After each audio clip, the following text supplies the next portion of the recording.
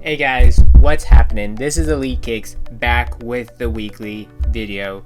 In today's video, guys, we're going to talk about 5 do's and 5 don'ts of sneaker reselling, sneaker investing, and if you're just out there to get a personal pair, these tips will apply to you. These are things that I've learned this year, last year, all throughout the years that have helped me cop shoes for retail and to be able to sell some of those sneakers as well too. So before we get into that, guys, 2 very quick things. First and foremost, Discord has been live. We've been putting out weekly tips. This week's tips are going to be huge because we've got Nike Dunk Day. There's a lot dropping on sneakers. There's a lot of dunks dropping. We're expecting a lot of heat. Do not forget to join. Get those tips about the Nike app and how to cop more often on the Nike app. It's only $4 a month. Secondly, do not forget to like, comment, and subscribe. With that, guys, we're gonna jump into today's video. The first do that I have for sneaker reselling, investing, and buying is that do enter all the raffles. And when I mean all the raffles, I mean enter all the raffles. You never know which one you're gonna hit on, and you never know which ones are gonna ultimately work out.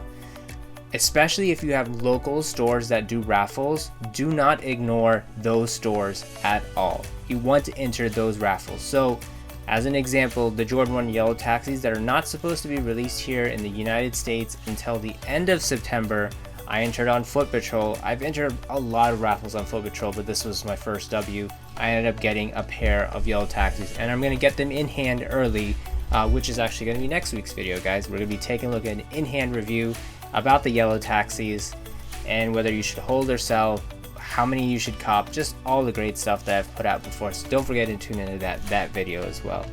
The first don't that I have is that don't pay resale on day one. That is the peak pricing. Everybody's out there trying to cop a pair. People who lost on sneakers, who lost on everything else, are rushing to the apps trying to get a pair.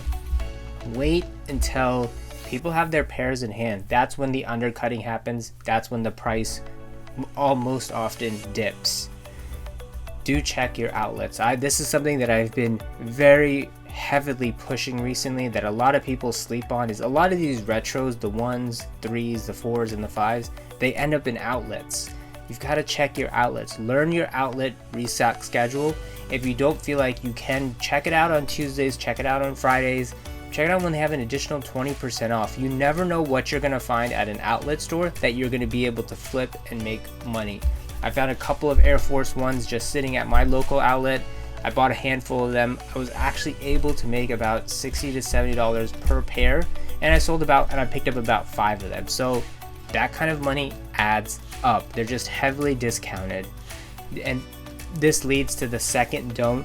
Don't be lazy, guys. Put in the footwork. Don't rely just on apps. Don't rely just on the sneakers app. Don't rely just on the Nike app.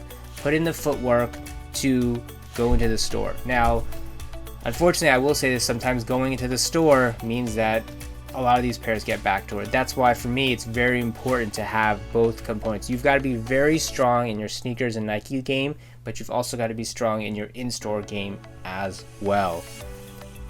Third do I have is do your own research and be confident in your investment. So when I put out a video saying, hey, this is a good hold, or I put out a tip saying this is a good hold, that really serves as a guide for you guys. That's based off of research that I've done that I feel confident about. Use that as a guide to give you guys information about whether you should invest in it.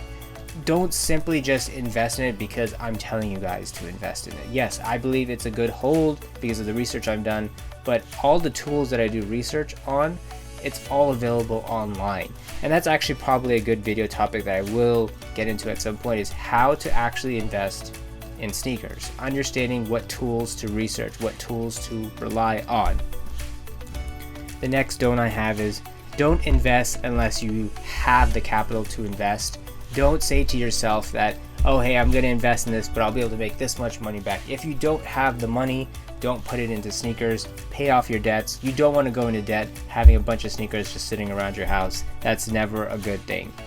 Do explore other ways to resell. For example, consignment stores, which is something I recently started getting into. I'm still learning the game about how to sell at consignment stores, what shoes to sell at consignment stores. It's almost sort of a, you send a shoe there, it sits for a couple of weeks, and you ultimately end up learning which shoes sell better at consignment stores. Some shoes sell great, some shoes just sit at consignment stores.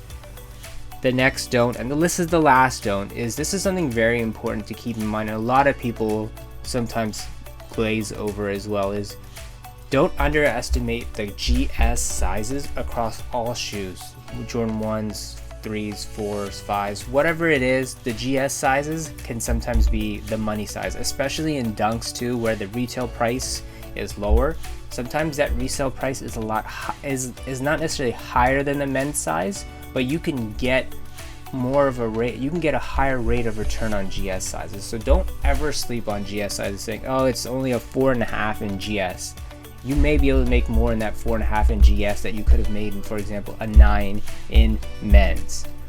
The last do that I have, guys, is do understand market trends. Understand when the prices go back up. Understand when the prices go down. You want to obviously sell your shoes at the peak point. So holiday season, back to school, kind of like what we're experiencing now, and tax time. The one thing I'll say is that it's possible that what we've experienced the past couple of months, except for the past couple of weeks for the back to school time, may actually be a new sneaker market where the prices are kind of low, but then they peak again. They go back to their regular peak point during back to school, holiday time, tax time, other time like that, where people have extra money to spend and are willing to spend it. So with that, guys, that is the video for today. Next week's video is gonna be the Jordan 1 Yellow Taxi. Gonna do an in-hand review, gonna tell you my thoughts about it. Should you hold or sell it, what you should do for it. It is coming out at the end of September, so I'm looking forward to getting an early in-hand review of it. Like I mentioned in the video, I will later on be doing a video, probably the week afterwards, just talking about how to properly invest in sneakers, the tools that you need, tools that you have that you need to use to invest in sneakers.